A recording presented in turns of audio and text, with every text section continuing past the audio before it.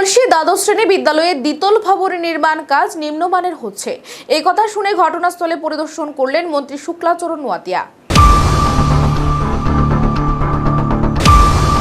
জুলাইবাড়ি বিধানসভা কেন্দ্র থেকে জয়লাভের পর নির্বাচনে দেওয়া প্রতিশ্রুতি পালনে ও জুলাইবাড়ি বিধানসভা কেন্দ্রের সার্বিক উন্নয়নে কাজ করে যাচ্ছে মন্ত্রী শুক্লাচরণ নোয়াতিয়া।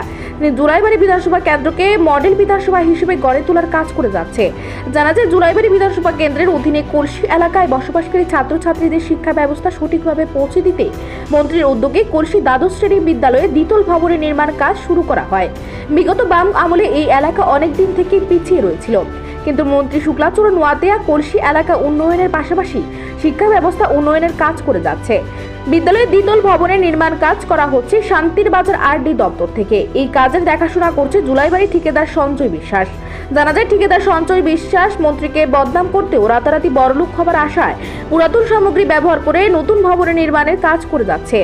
তার পাশাপাশি ক্লাসরুম থেকে বিভিন্ন জায়গা যতটুকু বড় করার কথা ছিল তা করছেন না। কলসি এলাকায় এই ধরনের নিম্নমানের কাজ হচ্ছে দেখে এলাকাবাসীরা প্রতিবাদ করতে শুরু করে। কয়েকবার কাজ বন্ধ রাখার পরেও কাজ শুরু করে দেয় ঠিকাদার সঞ্জয় বিশ্বাস।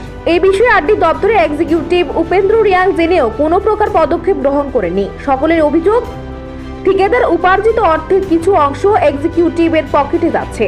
অবশেষে বিষয়টি নজরে আসার পর নির্বাচনের শত ব্যবস্থা থাকার পরেও বিদ্যালয়ের নতুন ভবনের নির্মাণ কাজ পরিদর্শনে যান মন্ত্রী শুক্লাচরণ নোয়াতিয়া। তিনি কাজ পরিদর্শন করে জানান, কোনো প্রকারের দুর্নীতিকে প্রশ্রয় দেওয়া হবে না, কাজের সাথে সাথে কোনো প্রকারের আপোষ করা হবে না বলে জানান মন্ত্রী।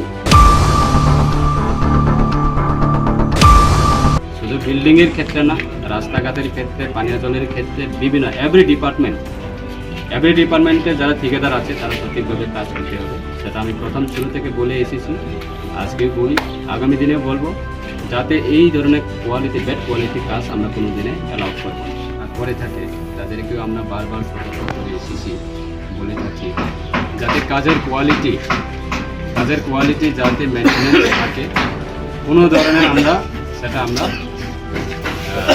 এক্সকিউজ করবো না যে আমাদের কাজের কোয়ালিটি যদি মেনটেন্যান্স না থাকে আমরা হাই লেভেল পর্যন্ত আমরা পদক্ষেপ নেওয়া বাধ্য হব।